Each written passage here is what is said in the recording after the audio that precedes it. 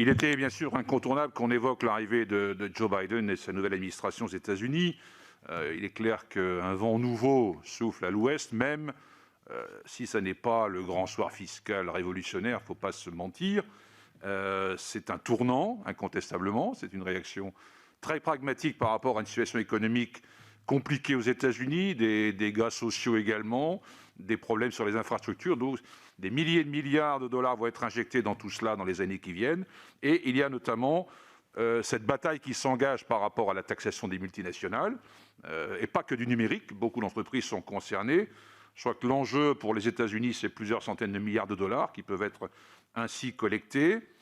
Mais la bataille s'engage. Il y aura la bataille politique au Congrès, bien sûr.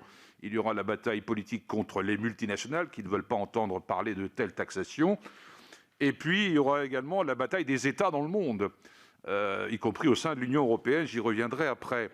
Alors, cette histoire de seuil minimal de taxation à 21% des multinationales, quel que soit leur lieu d'implantation, est un pas important sur lequel, d'ailleurs, on devrait pouvoir s'appuyer au plan international pour avancer. Mais on attend bien évidemment la réaction d'un pays comme l'Irlande, avec son impôt société à 12,5. On attend la réaction des Pays-Bas aussi, qui marqueront bien sûr le ton de la bataille politique qui va s'engager à l'échelle internationale. Cela dit, il y a une période des possibles sur laquelle notre pays ferait bien de s'engager.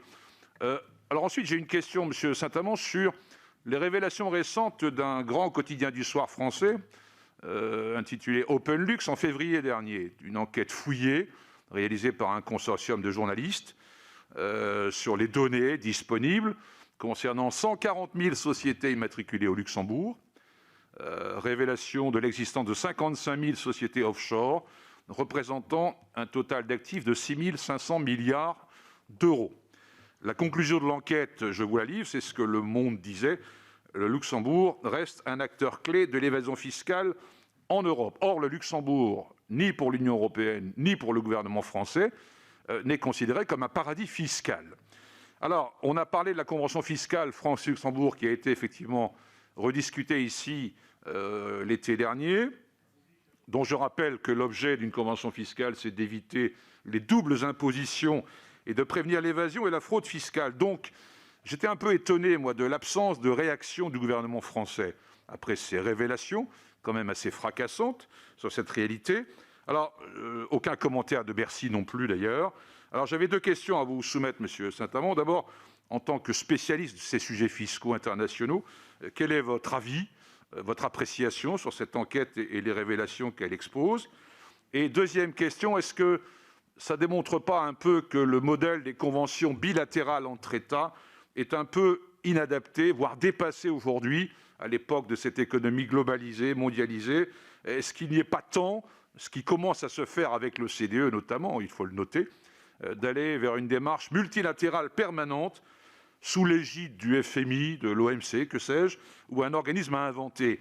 De même que je m'interroge sur l'ambiguïté quand même du gouvernement français, sur les discussions récentes sur la directive européenne visant à imposer la publication pays par pays des données fiscales et financières des entreprises. Or, la France a eu un rôle un peu ambigu et a même proposé des amendements quant à l'application de cette directive. D'abord, le premier amendement disait que proposer qu'on ne publie pas les résultats pays par pays, comme c'était l'objet initial, mais de manière agrégée au sein des groupes. Et deuxième disposition demandée par la France, la mise en place d'un différé de 6 années sur la publication de ces dites données financières et fiscales. Donc, du point de vue de l'OCDE, quel écho avez-vous de la position officielle de la France sur ces sujets de transparence internationale en matière de fiscalité? Merci. Merci.